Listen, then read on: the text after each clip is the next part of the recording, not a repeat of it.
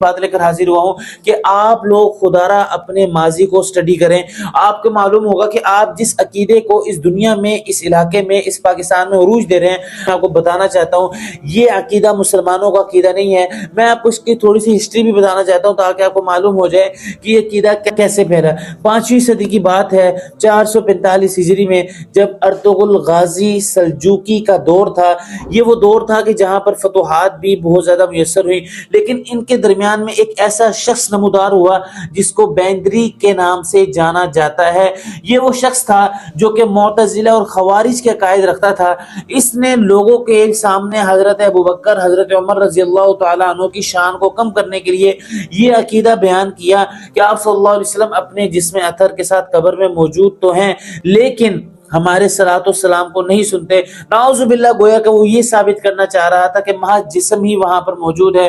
لہٰذا اس سے جو لوگوں کی عقیدت حضرت ابوبکر، حضرت عمر رضی اللہ تعالیٰ عنہ سے ہے وہ کم ہو جائے گی. وہ اس طرح کہ جب اس شخص نے یہ کہہ دیا کہ محض وہ جسم ہی رکھتے ہیں اور ان کے اندر کوئی ایسی بات نہیں پائی جاتی، تو گویا کہ مسلمانوں کے دل پہ ایک ٹھیس پہنچے گی، کیونکہ حضرات کے سامنے اور حضرات کی عزت اور حضرات کے مرتبہ ہمارے سامنے ہے. اگر آپ یہ کہتے کہ محض وہاں پر جسم موجود ہے تو لہٰذا حضرات شیخین کی بہت بڑی توہین ہوگی اور آپ کی عزت پر حرف آئے گا. اس وجہ سے اس بیندری کے نام کے شخص نے حضرات شیخین کے رتبے کو کم کرنے کے لیے اس عقیدے کو ایجاد کیا، اور آج کل بہت سے لوگ اس کا نام لیوا ہیں اور بڑی بڑی جگہوں پر آ کر گفتگو بھی کرتے ہیں.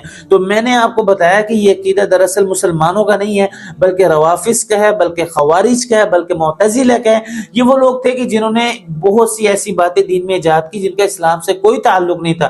تو لہٰذا جتنے بھی ہمارے بھائی اس عقیدے کے پیروکار ہیں، میں ان کو بتانا چاہتا ہوں خدا را اس کی ہسٹری ضرور پڑھیں، اور تاکہ آپ کو معلوم ہو کہ یار یہ عقیدہ ہمارے درمیان میں کیسے آیا. یہ آج کی پیداوار نہیں ہے، یہ 5ویں صدی کی پیداوار ہے. آج اگر آپ یہ سمجھ جائیں گے کہ یہ عقیدہ حضرات شیخین کی عزت کو کم کرنے کے لیے ہے، کبھی بھی آپ اس عقیدے کو نہیں مانیں گے. تو میں نے مختصراً آپ کو چھوٹی سی بات بتائی کہ بھائی یہ عقیدہ مسلمانوں کا نہیں ہے کہ آپ صلی اللہ علیہ وسلم کی حیات برزخی کا انکار کریں اور حضرات انبیاء اکرام پر بات پر کوئی نئی بات ایجاد کریں. تو لہٰذا یہ عقیدہ مسلمانوں کا نہیں ہے، یہ عقیدہ معتزلہ کا ہے جو کہ اسلام کی پوری طرح سے وحدانیت کا، رسالت کا، معاد کا اقرار نہیں کرتے اور طرح طرح کی تعویلیں کرتے ہیں.